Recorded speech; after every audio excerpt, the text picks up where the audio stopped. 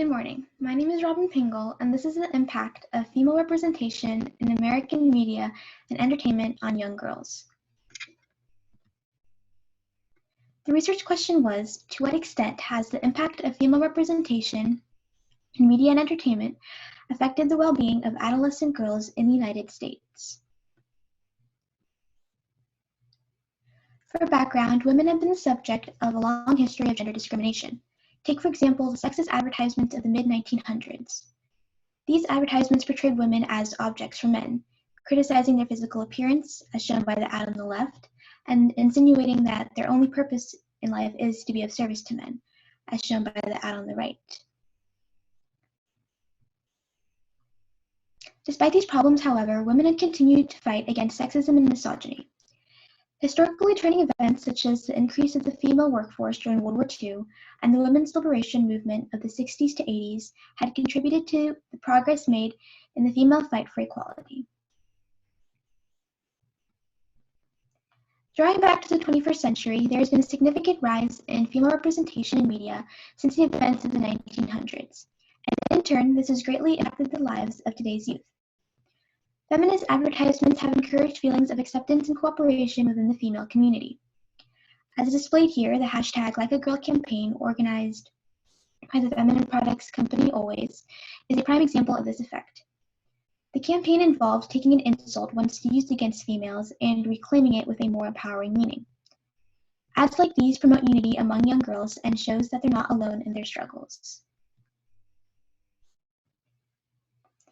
Regarding feminist advertisements, it is important to address the topic that is intersectionality. As shown on the right of the slide, intersectionality refers to the complex, cumulative way in which the effects of multiple forms of discrimination combine, overlap, or intersect, especially in the experiences of marginalized individuals or groups. Intersectionality is important when discussing female representation as it takes into account the marginalized women of the female community. The article, The Meaning of Serena Williams by Claudia Rankine, demonstrates the severity of this issue by speaking about professional tennis player Serena Williams' experience as an influential female person of color. Imagine that you have to contend with critiques of your body that perpetuate racist notions that Black women are hypermasculine and unattractive. This shows how not every female experiences gender discrimination the same, some to a harsher degree because of aspects not necessarily pertaining to only their gender, but their race, religion, social status, and/or sexuality. That being said, intersectionality in female representation is important because then its impact reaches all girls of all backgrounds. Another positive effect of female representation in media is that it boosts self-confidence and self-esteem in young girls. According to a study examining the effects of social media on women, it found that brief exposure to body-positive posts resulted in improved body image and mood in young women, compared to idealized and appearance-neutral posts. Some may argue that social media negatively affects health because of society's unrealistic and unattainable beauty standards.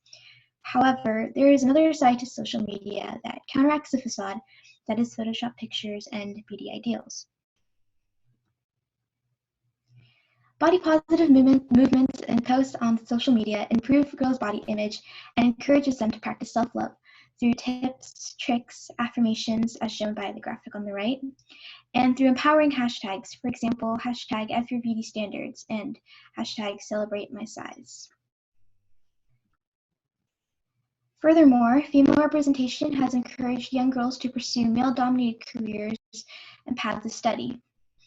The graph here displays the number of males and females in STEM from 2008 to 2016. The gap between men and women is strikingly evident, and that still remains a problem. But what's important is the steady increase in the number of women participating in STEM fields. The implementation of female STEM characters and figures in books and TV give young girls someone to look up to. And as stated by the Lydia Hill Foundation, girls/women are more likely to go into STEM if they personally know someone in STEM or have a role model in STEM. Additionally, the same sentiment can also be applied to the world of athletics. Girls often turn away from sports as it's been commonly associated with masculinity. However, that has changed since the media had began showcasing female athletes. According to an article provided by UN Women, it is essential overall to feature female champions more prominently, to show girls, boys, women, and men alike what women athletes can achieve.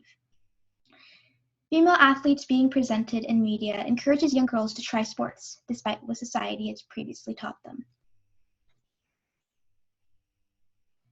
In essence, increased female representation in American media and entertainment industry has positively impacted the lives of adolescent girls.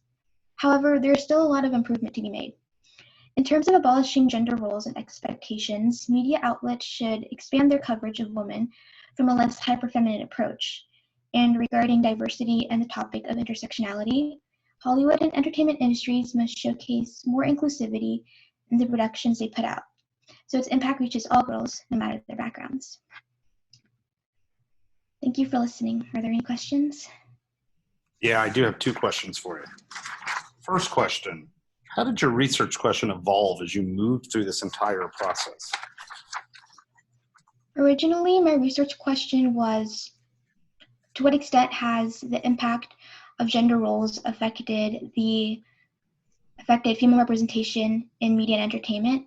And while it is an interesting topic, it was difficult to find information to support the argument I was trying to make, and my claims for said argument weren't as strong as I would have liked them to be.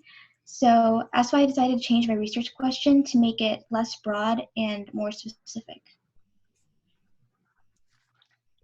And what advice would you have for other researchers who want to look at this topic in the future?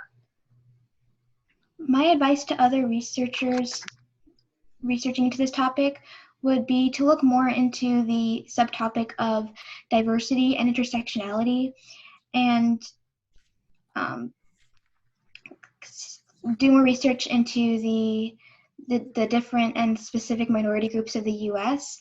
And I feel like that would be helpful, as they'll probably pull out a lot more specific information and possibly formulate a more detailed resolution.